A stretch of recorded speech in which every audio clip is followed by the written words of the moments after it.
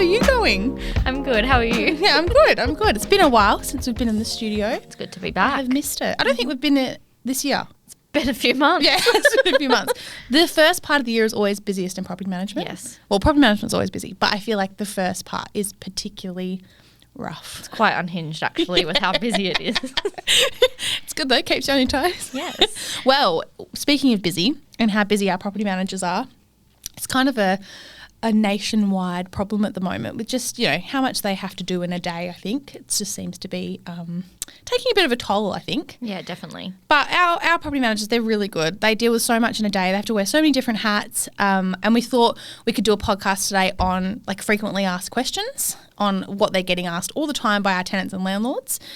Just the questions that come up a lot. Yeah. And pretty frequently. So, So if you're here, it's probably because they've sent you the link. yeah. Hello. Welcome. We're about to tell you what you've asked. We're about to answer all your juicy questions. So the first question, it's a tenant question, and it gets asked all the time, and it's usually asked around the end of their tenancy.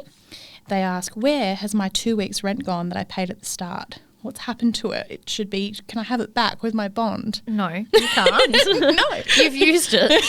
So generally what happens and why people get a bit confused on it is because you pay rent again after that 2 weeks in advance, probably closer to when it's ending. So you've actually used that portion of it. Yeah, you've used it at the beginning. It's Yes. to pay for your first 2 weeks in the property, so you can focus on moving and not having to worry about transferring your rent. It's just to focus on that. So yeah, and it will all be on your ledger. So if you're ever unsure or you're worried it's, you know, disappeared, it'll be on your ledger. So just ask your property manager for it and they'll get it for you and they can outline it for you. It's nice and easy to follow.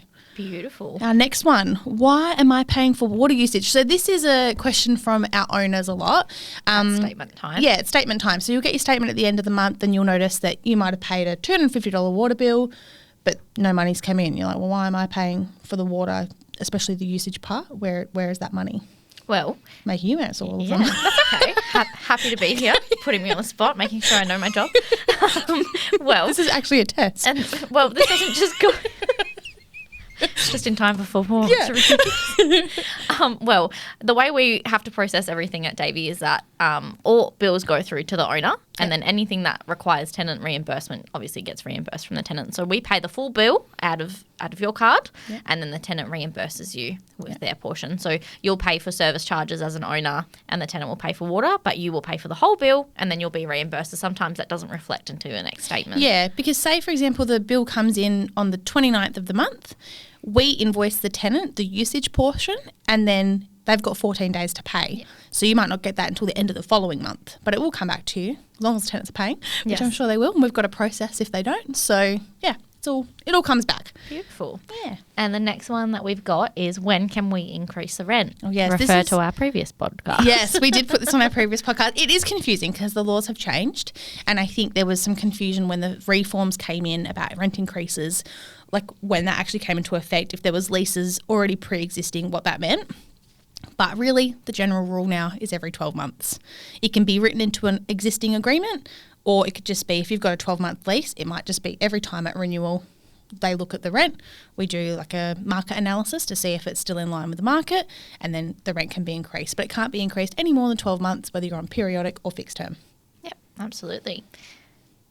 And then the next question that we've got is, what is the time frame on reimbursement for my bond, which is obviously a tenant query. Yes. This is one we get a lot. Yes. A lot. Well, we've got lots of tenants moving out, so it does make sense. Absolutely. Stressful time when you're moving, and you're obviously paying most of the time either a new bond or you're moving into a new house that maybe you've bought, so you kind of want that money back.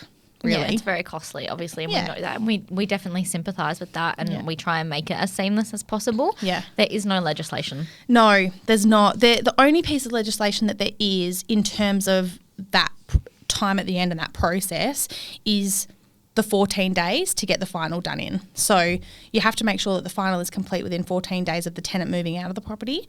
We're way more onto it than that. We do it within 24 to 48 hours. We're really good.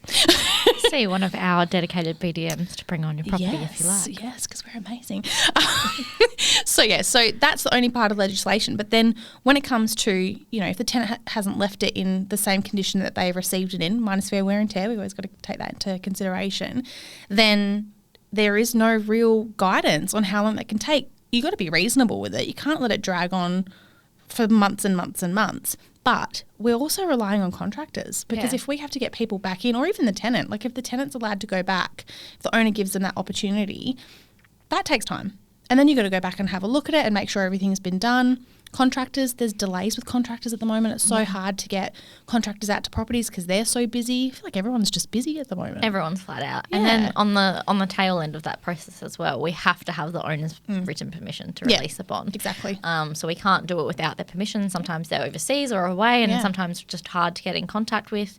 You might be in a dispute, hopefully you're not, but it's coming to that type of negotiation that's beneficial to all parties. Yeah. So it can vary, but we definitely do try and get it resolved as fast as possible. Yeah, as quickly as you can. There are definitely ways that you can speed up the process if you're not getting any responses. So at the moment, you have to apply to court, and there is a cost involved in that, and there's time because you have to go to court, and that's for both tenant and owner. And that's more to get a resolution if you're not quite meeting at a point. Yeah. It's the last result. You don't want to, of course. Court is the final result. You can negotiate out of court, and the new legislation that's coming in is that's not going to be the case anymore. It's going to go to the commissioner, and you're going to negotiate with the commissioner involved, of course, and present both cases, and then the bond will be negotiated from there. So it will change a little bit, but the answer is there is no exact time frame. In summary. But we will, again, reiterating, we do always try our best to get it done as quickly as possible. Obviously, your property managers don't love outstanding final bonds hanging about either. They want to get it finalised and make sure that everyone's happy with the result as well. For sure. All right, next question. Why was my application not accepted? So this is happening a lot because obviously the market is quite tight. It's easing up a little bit, but tenants are still struggling to find properties, and there's not enough on the market for the amount of people that are going to the home opens. Yeah. And then when you finally, get through, you like a house, you put your application in, you're patiently waiting, then it gets rejected. Yes. And you want to know why. I'd want to know why. I get it. Curiosity. But the owner is the person who makes the decision at the end of the day, not the property manager. And we will, like at Davey, we'll send the owner overviews of all the applications that we've processed. Please go through these and let us know what your decision is. That's pretty much where it ends with us. And it is the owner's decision. You're going into their property. They don't always give us a reason as to why they've declined your application. If we feel when we're processing your application we don't have enough information or it's not filled out correctly, we really do aim to give you that feedback so you know for future. That is something that's a big problem.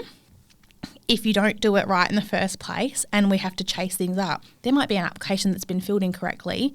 All the information's there. References have been told to expect these calls and it runs smoothly. They're going to get in first because that's going to be a quicker process. It's going to get to the owner quickly and then they're going to make a decision. So that is happening a lot. It could just be timing and not filling out the application well enough. Yeah. But sometimes it's just you've got 10 applications. You have to pick one person. And sometimes they're all good. We have a lot at the moment, especially because the tenant pool is amazing at the moment. We're having and that's equally disappointing on our end because we can't give 10 people a house. We can only give one group of people. So it's really, really hard to, and we feel it. We feel that your disappointment and it's a tough one to navigate for sure, but the owner will be presented with really good applications and have a tough choice to make. I've had owners flip a coin before because they just simply can't make a decision because they are really strong. So sometimes it's absolutely nothing to do with you and your application. It's just what the owner has decided best fits their property. Yeah. So that's the answer for that one. What's next? So in probably following that one, the next one is, can you find me another rental from a tenant? Yeah. So this is also a hard one because, again, like we said, it's always the owner's decision. So we can guide you to other properties that might suit you based on what you've applied for, or if you're a current tenant of ours, you can just give us your prerequisites. Is that the word? I think that's the word. And say, this is what I'm looking for. This is my budget. And we can point you in the right direction. But then again, we don't have a lot of control over the situation. It is the owner's decision.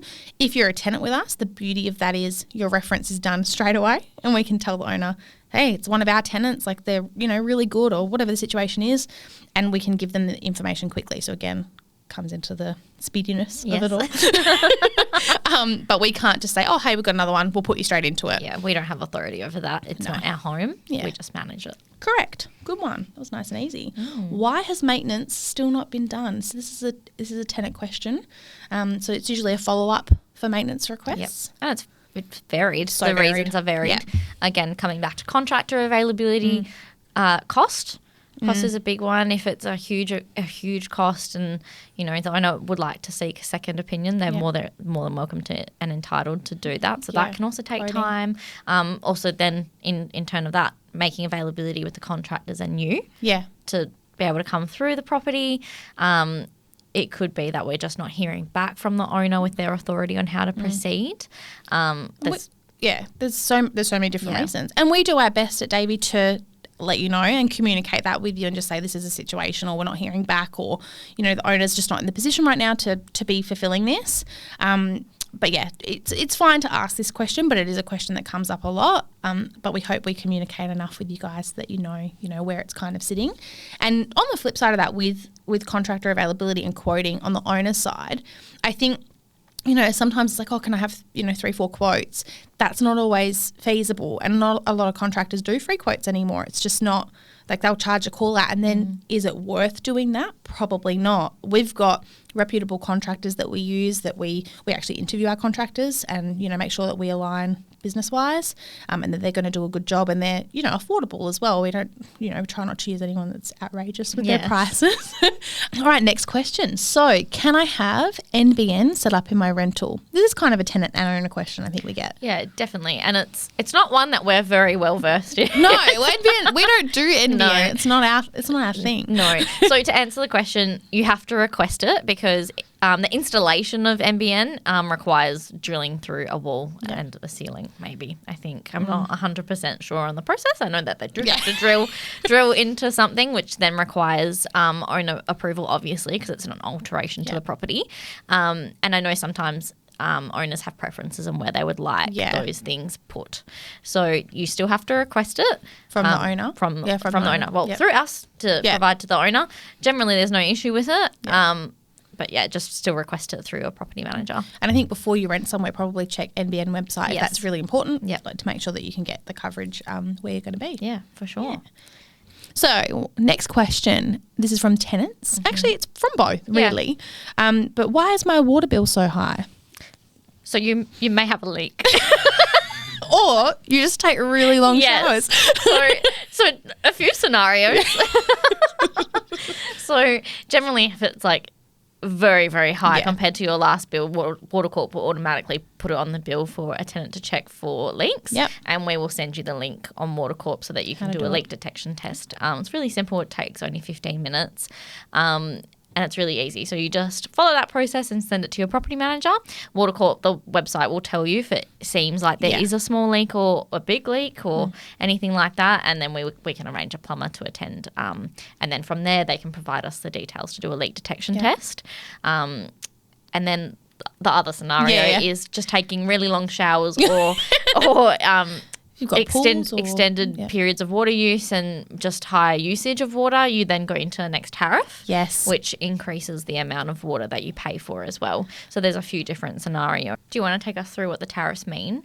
Yeah, so it is a little bit confusing, and a lot of people, especially when tenants move into properties like midway through a year, if you go over a certain quota over the course of a year, you go into the next tier, basically, which the usage is then charged at a higher rate.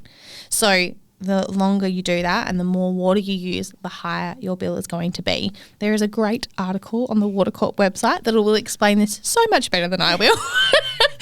But it is all there for you to know, because they get this question all the time by owners and tenants. So I will try and link it in the show notes. Do we have show notes? Well, we do now. We're going to have show notes now. I've got to get onto that. Okay. Thanks, Tenny. Yeah, thanks. That's a good one. Wrap up our last question. Yes. Why Davey? Why choose Davey? Well, I think it's because of what we've just done. We're the experts. We know what we're talking about, apart from water usage. And Debian. But we get asked these questions all the time, but we know the answers to all this stuff, and we're good at what we do. Davey is amazing, and our property managers they give top service, and that's why, because we're great. And we have a really talented PM team Yeah, we that do. can guide you and effectively manage your property. So that's what you should choose, Davey. Definitely. All right. Thanks. Thank you. Another one done. See you next time. See you next time.